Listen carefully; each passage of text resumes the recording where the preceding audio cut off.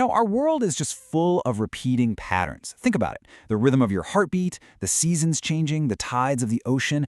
But what if I told you that we can actually describe, predict, and even control these patterns with a few simple math tools? Well, that's exactly what we're going to dig into today. So let me start with a question for you. What could massive, slow-moving ocean tides and the super-fast, invisible vibrations of a sound wave possibly have in common? I mean, they seem like they're from completely different worlds, right? But it turns out, mathematically, they're practically siblings. And here's the secret. They both move in waves. They share this predictable, repeating rhythm that we can actually measure and model. And that repeating part, well, that's the key to understanding how they both work. So, let's learn the language of these rhythms. We'll start with the basic blueprint for pretty much any wave you're ever going to encounter. To really get a handle on this, we need a blueprint, right? A starting point that we can tweak and adjust to match any wave we see out in the real world. So let's take a look at our mathematical control panel. Here it is. Now, don't let the letters scare you off. Just think of A, B, and D as dials on a control panel. Each one lets us change the wave in a really specific, predictable way. Okay, so you've probably seen these first two dials before. The A value, that's your amplitude. It just controls how tall the wave is. And D is the vertical shift, which just moves the whole wave up or down. Simple enough. But what about that B inside the parentheses? Ah, that B value. That's where things get really cool. This is the dial that controls the horizontal stretch of the wave, how squished or stretched out it is. And to understand B, we first need to talk about something called the period. So what is a period? It's really simple. It's just the length of one complete cycle. For a wave, that means the distance it takes to go from one peak all the way down to the bottom and back up to the very next peak. It's the wave's full round trip. And you can see it right here. A wave with a long period looks all stretched out, kind of lazy. But a wave with a short period, it's all compressed and happens much faster. And this is how we connect it back to our equation. The period is just 2 pi divided by our B value. Now, why 2 pi? Well, in the world of waves, 2 pi represents one full circle, one complete cycle.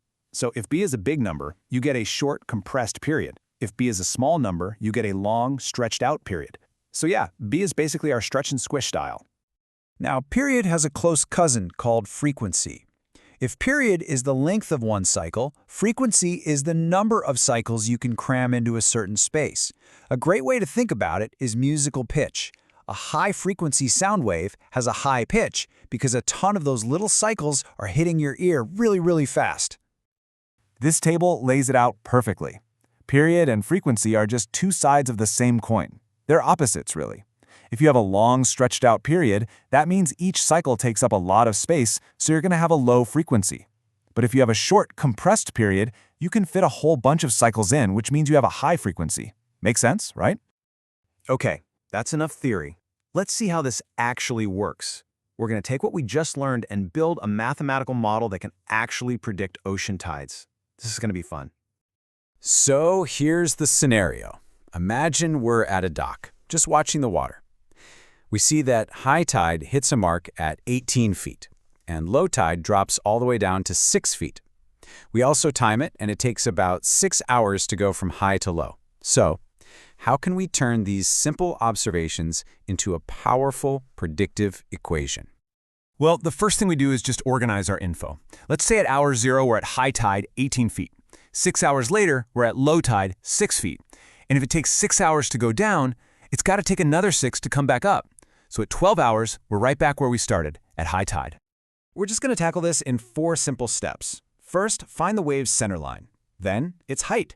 Then, its cycle length. And then, we just put all the pieces together and build our final equation. Let's start with the easy ones. The center line, that's our D value, is just the average of the high and low tides. So 18 plus 6 is 24, divided by 2 gives us 12. Done. And the amplitude A is just half the total distance from top to bottom, while 18 minus 6 is 12, and half of that is 6. Boom! 2 dials are already set. All right, now for our special stretch and squish dial, B. We know a full cycle, from one high tide to the next, takes 12 hours, so our period is 12. We just use our formula from before. 12 equals 2 pi divided by B. We do a tiny bit of algebra, and we find that B has to be pi over 6. And just like that, we have our model. We just plug in the values we found. An amplitude A of 6, our period dial B set to pi over 6, and a center line D of 12. This one single equation can now tell us the water level at that dock at any time we want. That's how powerful this blueprint is. So, let's bring it all home into a quick review of our awesome wave control panel. We started with this kind of scary-looking equation, and now we know exactly what every single dial does. Here it is, your complete toolkit. A sets the height, D sets the up and down position, B sets the horizontal stretch, which controls both period and frequency. And of course, sticking a negative sign out front will just flip the whole thing upside down. You literally have complete control over the shape of any wave. Which brings me to one final thought. We started out looking at tides and sound waves, but these patterns are everywhere. In light, in electronics, even in financial markets. So now that you have the language, now that you have the controls to describe them, what other hidden rhythms are you going to start noticing in the world around you?